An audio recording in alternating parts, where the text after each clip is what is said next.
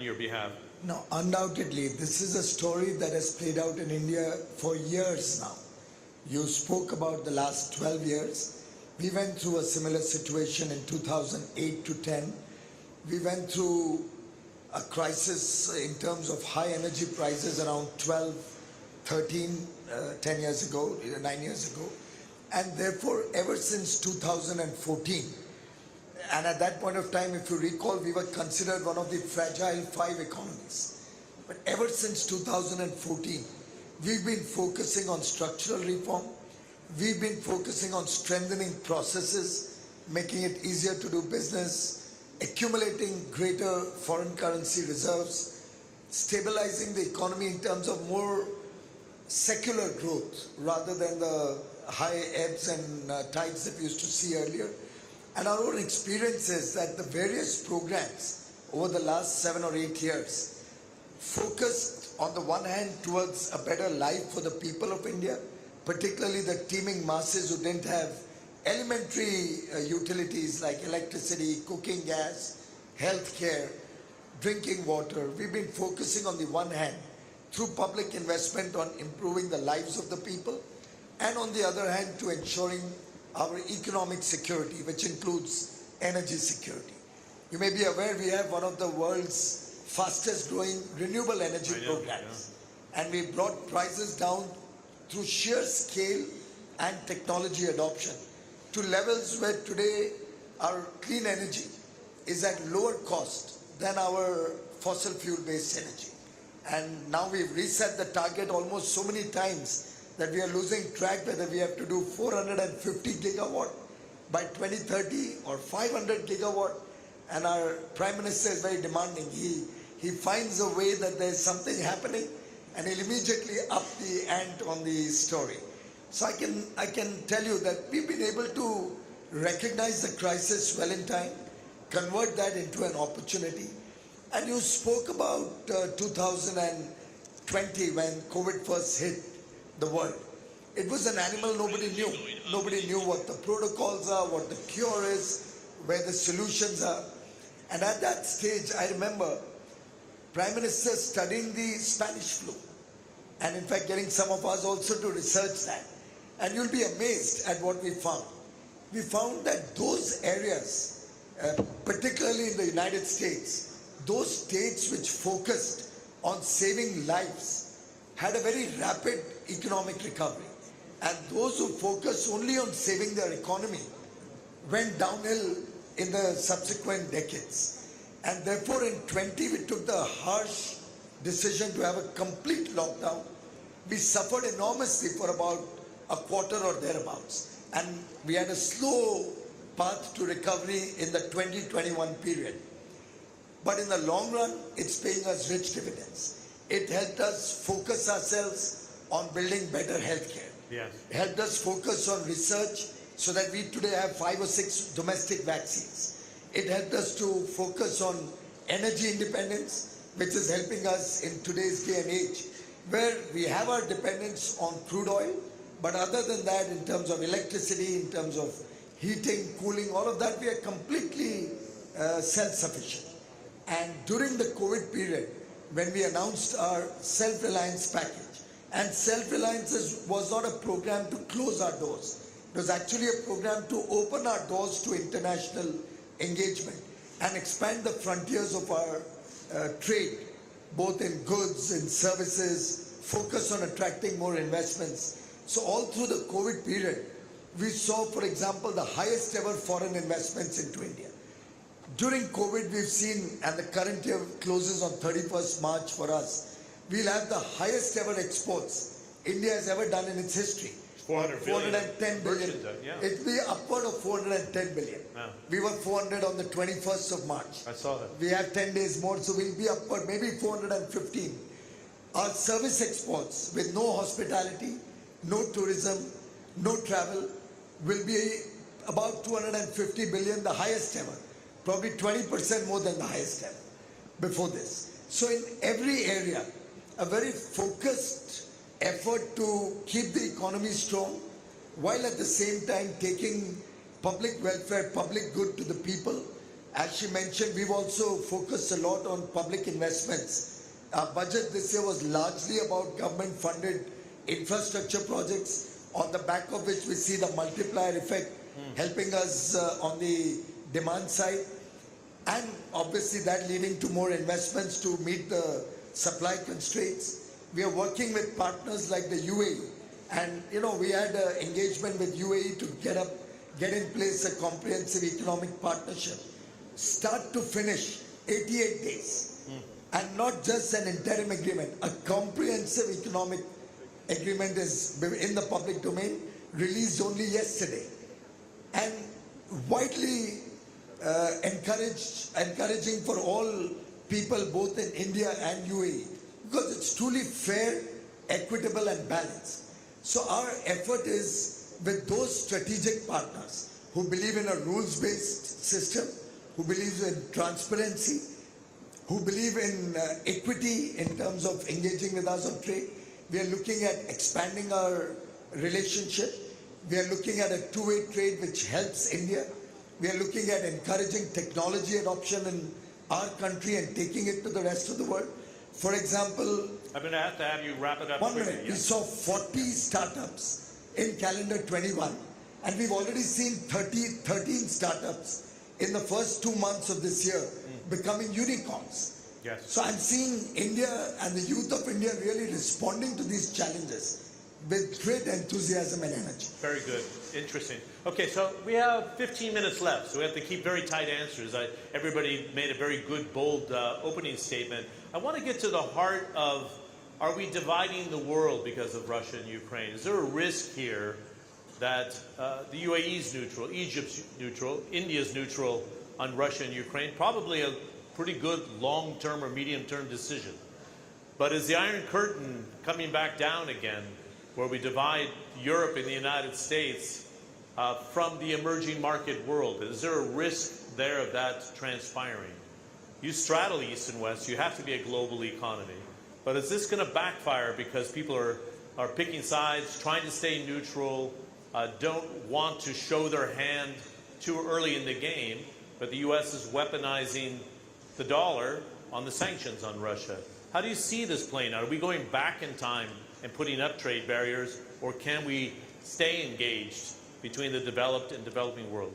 I think for the UAE's part, we learned a lot from the last decade, understanding crisis, understanding pandemics, and understanding issues. And when we look at the crisis globally, the geopolitics, we can go back to history. And we understood from history as well when there are some sanctions or challenges that faces countries. Where did the UAE play, and how can we play in the future as well a bigger role in diplomacy and really bring together people to work back to the table? And I think that's something which is very vital. The most important part... You're saying, Your Excellency, it's not wise to overreact. Is that what you're suggesting? Well, that's what I'm suggesting, and what I'm suggesting as well, more deeply as well, is we need to create more trade routes. We need to create more opportunities and find opportunities to create more jobs. And I think that's something which is important in the next... the area we are living in at the moment, the UAE, the Middle East, and I think we are living in an area where it's the eye of the storm.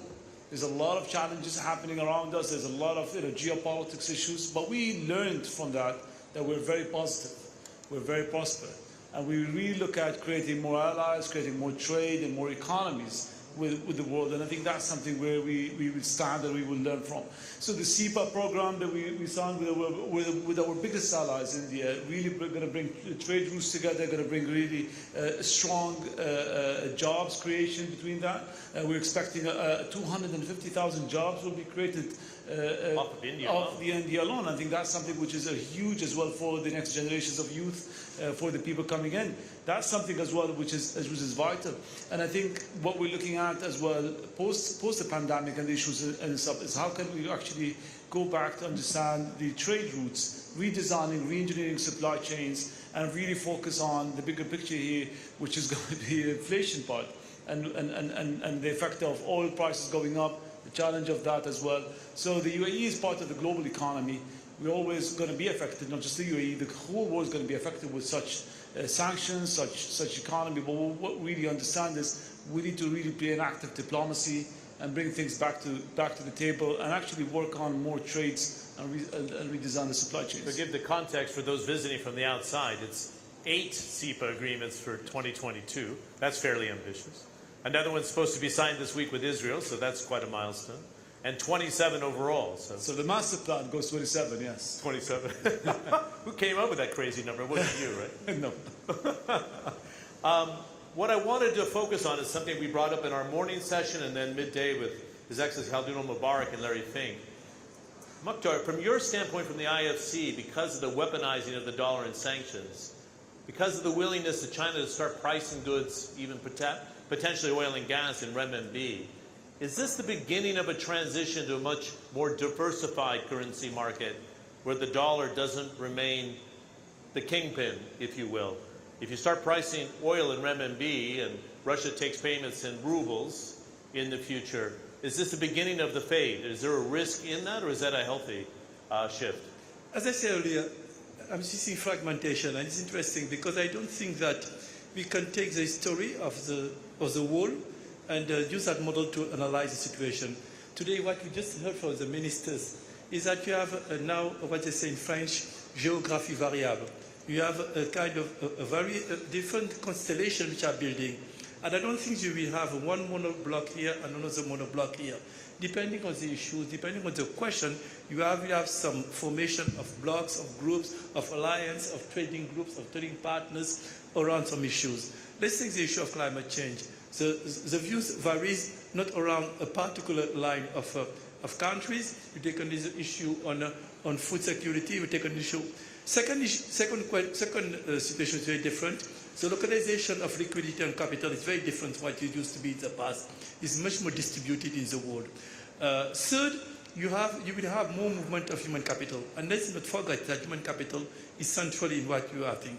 I will not be surprised today to see a lot of brain drain, not only used to be from southern countries to northern country, to see brain drain from in the other direction because of the conditions. And all that will create some ecosystems where we have more unicorn, more, if we talk about technology, more unicorn, more capital will be developing in different parts of the world. And that means that you will have now sub-regional and regional value chain which will be built, which will be more resilient than the one which was more integrated recently. And that touch to the means of payment will it be in dollar or only or another currency. It will mean about the route, about the infrastructure. I was talking to some leaders in Central Asia. With the current situation, they will have to think about a totally different logistics, totally different route to be able to export their goods. That will have implication in the way some part of the world will be developed. So what I want to say by that in 2 words is that we will be having a multipolar, contrary to what we can think initially. I think we'll have multiple constellation, a multipolar source of growth that will make it, in a sense, if we well manage, increase the resilience of the world economy. Okay. I think we should spend a moment here on COP27, COP28.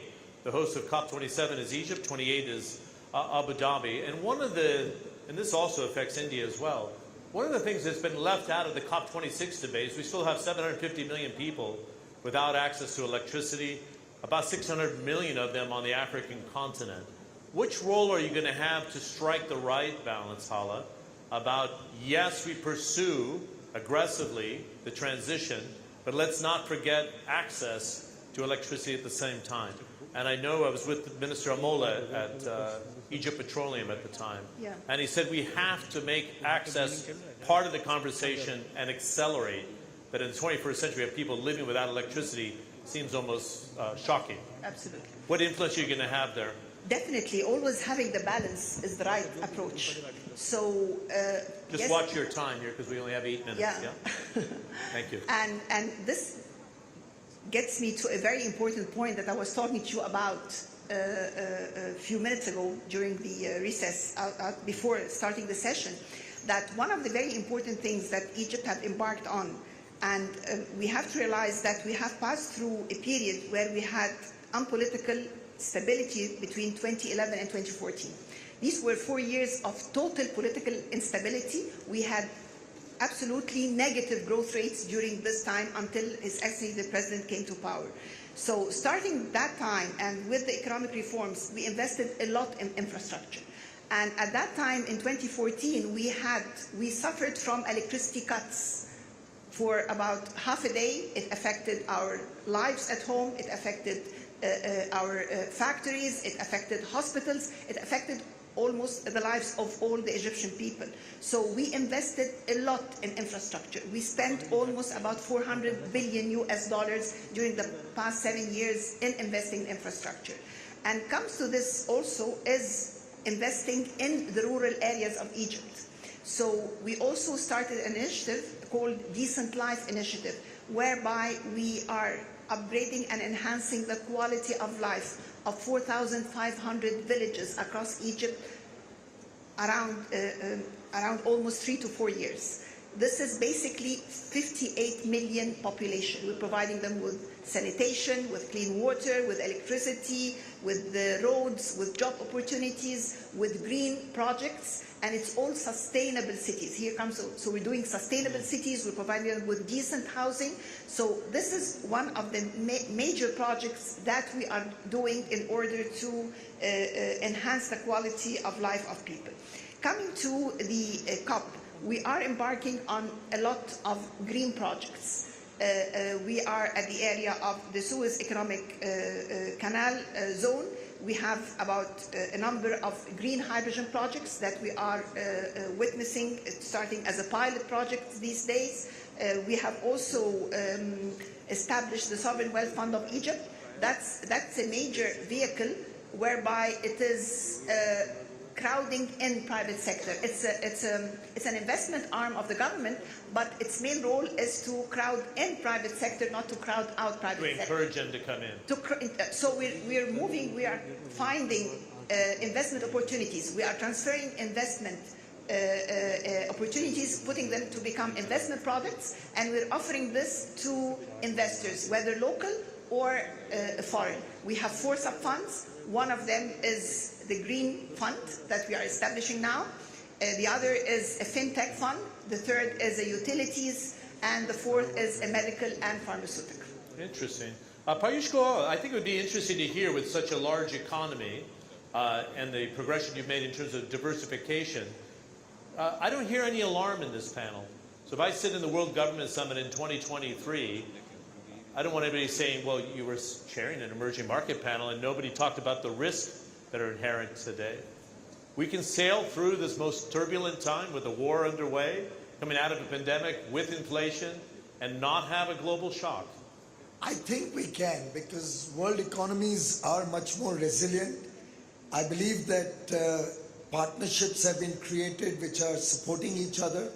Technology is playing a very important role in changing people's lives and bringing down costs. So while we have inflation on the one hand in certain products, technology is helping us to mitigate that problem in other areas. So my own sense is, if I look at my own country, for example, the electricity question, by 2019, in a span of 4 years, we had managed to take electricity to every village.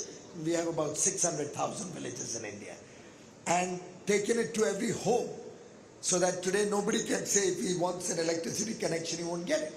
Similarly, I personally believe that the food grain production that India has grown over the last few years is not only enough to feed every Indian, but today we are providing large amounts of agricultural products to other parts of the world.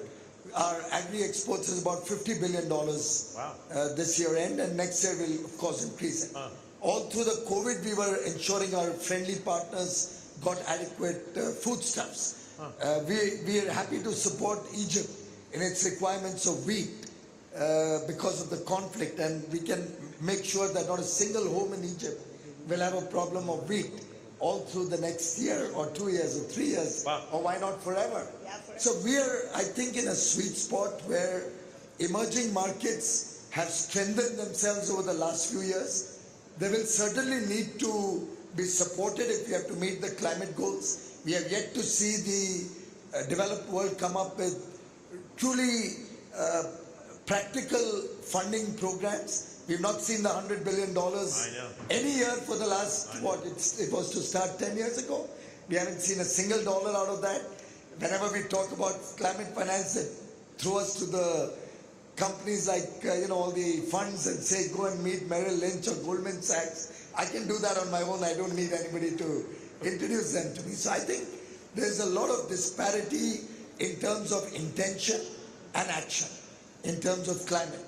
But on the overall, I think responsible governments will tide over very well. Irresponsible governments truly will have to worry. Okay, excellent. Final word to our host today. Hala talked about COP27, and we know the challenge is going to COP28. Everybody was almost chuckling from the outside when the nuclear facility at Baraka was built, and nobody laughs anymore because there's 25% of the grid supplies, right, coming from Baraka. The Al Dhafra solar farm is one of the biggest in the world. But what is the calibration? We heard from Dr. Sultan Al Jaber of ADNOC, who was going to be very involved in COP28, saying we can't switch off the hydrocarbon investment until we make the transition to renewables. So how do you see the role of complementing COP27 and the role of COP28 and what it means for the economy in this diversification transition period, would you say? Climate change is a very systematic risk that we understand, and the follow-up on COP27, 28 and 29 and moving forward really shows us the importance of such risk that we need to address heads-on. It's a very important risk, and I think it's important to understand that the climate change by itself, according to the Swiss RE Institute, is going to wipe out 18% of the global GDP by 2050.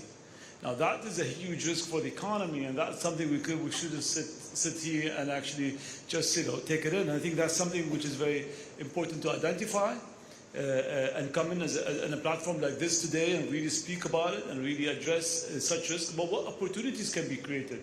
I think the green growth strategies that we have in place, the circular economy policies that we set, I think that's something of a transition that will take us as well into the future of investments, into such new technologies. Baraka coming into power at 25%, I think that's something as well which is very vital and important for the UAE to diversify its energy mix for the next decade or so, but I think this is something which is important. We heard Khaldoon mentioning the investment into solar power earlier today, where it was about 32 or 33 cents a kilowatt. Today there is about 1.25 cents a kilowatt. That shows you the technology is advancing as well in the future, which is important to diversify into renewable energy. I think COP28 and COP29, this dialogue of really addressing this climate change risk in a systematic way, where we need to really understand and that transition and push it forward is something which is important. But nevertheless, this challenge as well will create a lot of opportunities. There's a lot of job creation that's going to come out of it for the economy, into circularity, into green growth, and this is something we need to capitalize on. Good. Bakhtar, we have less than a minute because we went through the time, but I think it's only right to have an international institution say, are we rising to the challenge? We have daughters that are 16 and 19. If you talk to any child between 10 and 18, they think the world's going to fall apart in 20 years, that they're not going to have the lifestyle that we did in the baby boom. My daughter thinks the same. Yeah, this is the point. So are we responding fast enough? How do we get the alarm out of the next generation so they don't point the finger at us and say you didn't do enough? Is the question. What do you think from your position? We're responding, but not fast enough. It's like someone who has a lot of potential and not use it as a full potential. I see the world a little bit as a runner who can run a sprint in 9.5 seconds and running still at 11 seconds. So I think that what are the bottlenecks? We are doing very interesting things. For instance, we are working with India on battery storage, which will be an important part of the, and I see the cost going down and it will go down. We're working with Egypt on solar energy. It's one of the largest one. We're working with Dubai on cooling. District cooling is very important. We are not talking enough about it, but the impact on things. We are investing in a company in Dubai. But I think that we have two things that we can do together. We can go out of this crisis by being more efficient. The waste in food production are huge. The waste in energy are huge. I just came from the World Water Forum. The waste in water are important. So continue working on efficiency. We save the planet, but at the same time help us move out of the crisis much faster. So we have an opportunity. The second one is technology is available, is abundant. Accelerate the path of technology adoption will be an essential part of doing that. The third one is to bring this youth in defining the solutions. We should not do the mistake of the past, thinking that leaders can do it without hearing what the youth is doing. And I think there are different fora now where more and more this dialogue is happening, and ideas coming from startups, from the youth, are adopted by leaders and policymakers to make the change we're talking about. Great. I was wondering how it would work having 4 summits under one umbrella on day 0, as we're calling it at World Government Summit today. But I personally have to thank you for the invite to Investopia. But this went off extremely well, having all these. It's almost like a train station with different tracks and different trains coming in and out. But congratulations for pulling Investopia off, and to you and your team. Let's give a nice round of applause to all our panelists for playing along for the full hour in various directions. We'll see everybody back here tomorrow for day 1, officially, of the World Government Summit. Thanks again. Thank you.